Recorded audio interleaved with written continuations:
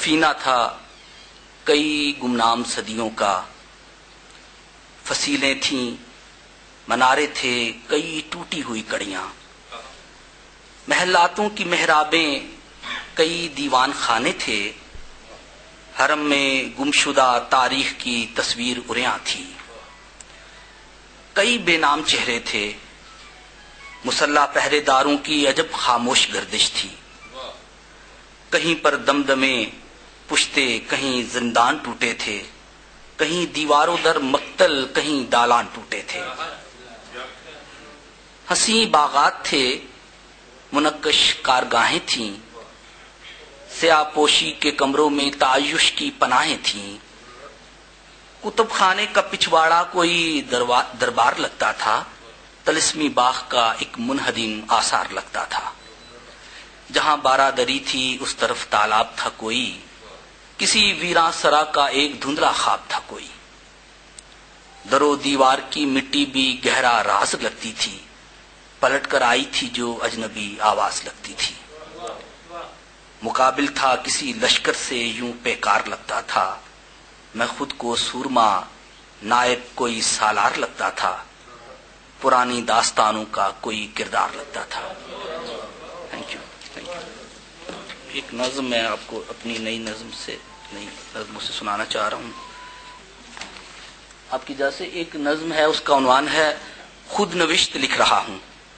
یہ حلقے میں نے پیش کی تھی اور لکھی ابھی شائع نہیں ہوئی۔ خود نوشت لکھ رہا ہوں، خود نوشت لکھ رہا ہوں، دن مہینے سال کے کچھ منتشر اوراق کی ترتیب میں الجھا ہوا، میں زندگی کے منکشف ہوتے ہوئے رازوں کے لمبے حاشیے پر ابتدا انجام کے لمحوں کی بابت سوچتا ہوں، کتنے پوشیدہ زمانوں سے گزر کر آ گیا ہوں، راز جن کے بھید میں الجھا ہوا تھا کس قدر مجھ پر آیا ہیں، سال خوردہ الجھنوں کی دیم کے ان کاغذوں کو چاٹتی ہیں،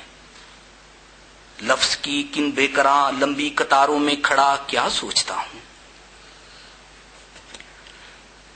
لفظ کی کن بے کراں لمبی قطاروں میں کھڑا کیا سوچتا ہوں، بچپنے کی سرحدوں سے دور تعویلوں کی لمبی رہ گزر پر چل پڑا ہوں، منتشر صفحات کے میزانیے پر ان زمانوں میں ابھی تک کیا نہاں ہے کیا عیاں ہے، روز و شب کے کاغذوں پر نقطہ نقطہ سوچتا ہوں، میں عبارت کے کسی آفت رساں گوشے کے اندر، میں عبارت کے کسی آفت رساں گوشے میں خاموشی کی آوازوں کے اندر چل رہا ہوں، لفظ در لفظ جی رہا ہوں، حرف در حرف مر رہا ہوں، خود نوشت لکھ رہا ہوں۔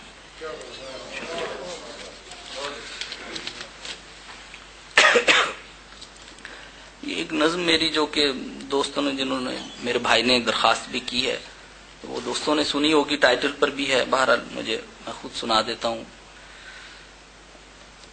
میری پہلی تقریب پہ میری والدہ میرے ساتھ تھیں، اور انہوں نے ابھی 2 سال کا ہی عرصہ ہوا، پرسوں ان کی دوسری برسی تھی، تو وہ بڑے شوق سے، بڑے ذوق سے آئی تھی یہاں پر، اس پلر کے ساتھ ہی ان کی چیئر تھی، تو میں ادھر سامنے تھا، تو میں نے ان سے کہا بھی کہ آپ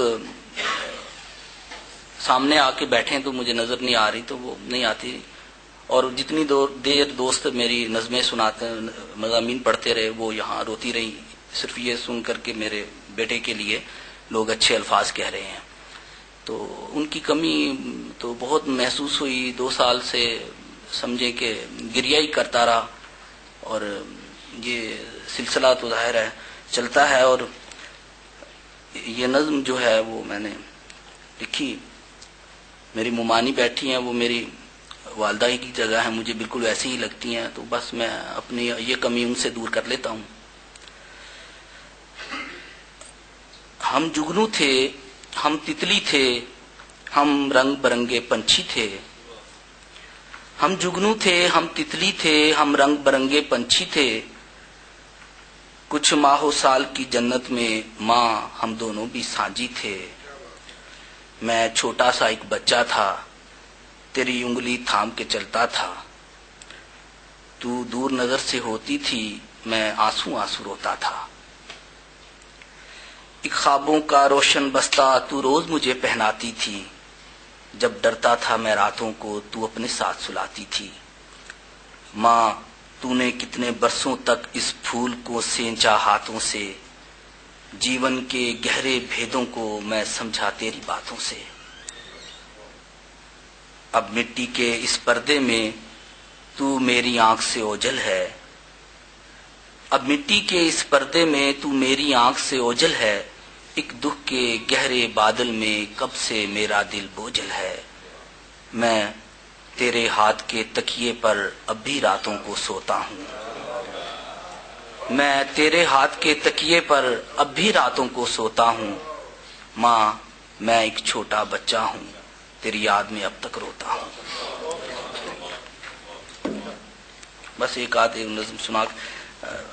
جی چاہ رہا کہ میں ایک غزل کے بھی اشعار، افتخار صاحب بیٹھے ہیں تو میں آپ کی نظر کر رہا ہوں، افتخار صاحب کی نظر ہیں۔ اپنے اس غم کے تلے ہم عمر بھر مٹی ہوئے، اپنے اس غم کے تلے ہم عمر بھر مٹی ہوئے، کب رکھے گا یاد کوئی ہم اگر مٹی ہوئے۔ دیکھ لو دنیا کے اس میلے کو تم بھی دیکھ لو، دیکھ لو دنیا کے اس میلے کو تم بھی دیکھ لو، تم سے پہلے بھی تھے اس کے دیداور مٹی ہوئے۔ دیکھ لو دنیا کے اس میلے کو تم بھی دیکھ لو، تم سے پہلے بھی تھے اس کے دیداور مٹی ہوئے۔ اور کون بتلائے گا ان شہروں کی رونق دیکھ کر، کون بتلائے گا ان شہروں کی رونق دیکھ کر، کس قدر تھے اس جہاں میں جو نگر مٹی ہوئے۔ اور کون سی بنیاد ہے مضبوط مٹی سے یہاں، کون سی بنیاد ہے مضبوط مٹی سے یہاں، سب مکانوں کے مکین دیواروں در مٹی ہوئے۔ بہت شکریہ آپ سب کا، بہت شکریہ آپ سب کا۔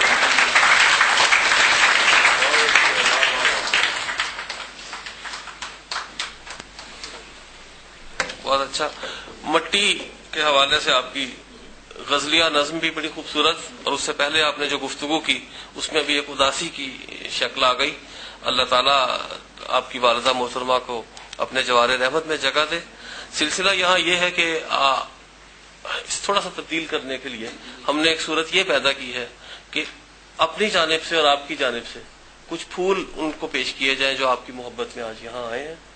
پہلے سب سے تو ہم درخواست گزار ہیں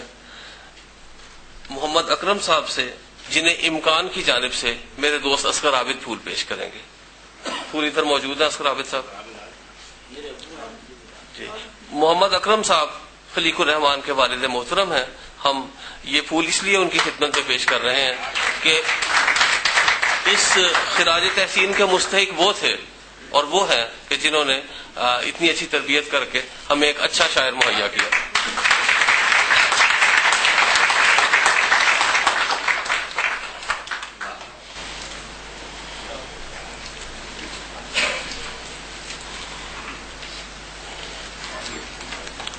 جی کچھ کہیں گے آپ؟ جناب صدر صاحب، مہمانان خصوصی اور میرے معزز اور محترم خواتین و حضرات، السلام علیکم ورحمۃ اللہ وبرکاتہ۔ بہرحال بحیثیت باپ کے جو کچھ میں دیکھ رہا ہوں یا جو کچھ محسوس کر رہا ہوں، ان جذبات کا اظہار کرنے کے لیے آپ لوگوں کے لیے میرے لیے الفاظ نہیں ہے۔ میں جس قدر بھی شکریہ آپ لوگوں کا ادا کروں کم ہے۔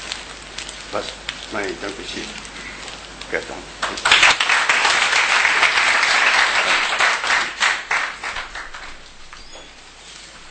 اکرم صاحب کی خدمت میں ایک بار پھر امکان کی جانب سے مبارکباد پیش کرتے ہوئے اب میں دوسرے گلدستے کے لیے جو خلیق اپنی جانب سے پیش کرنا چاہتے ہیں اس شخصیت کو، کہ پنجابی میں ایک بڑی اچھی بات کہی جاتی ہے کہ ایک باری ماں تے جے دو باری ماں کبو تے ماما بڑھتا، وہ اپنے چھوٹے ماموں محترم مشتاق حسین بھٹی صاحب کو یہ گلدستہ پیش کریں.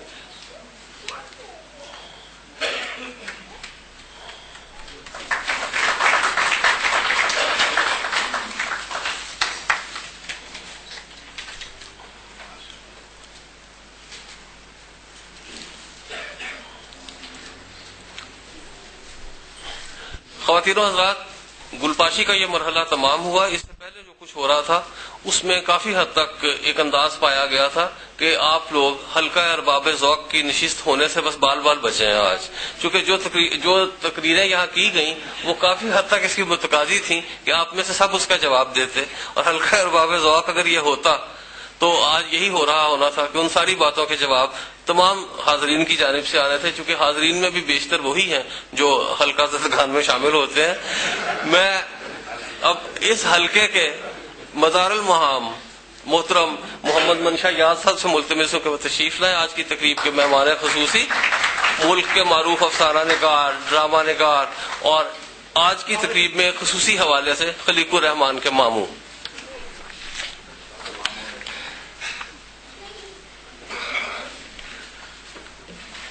جناب صدر، مہمان خصوصی افتخار عارف صاحب، برادرم محمد اکرم اور خواتین و حضرات،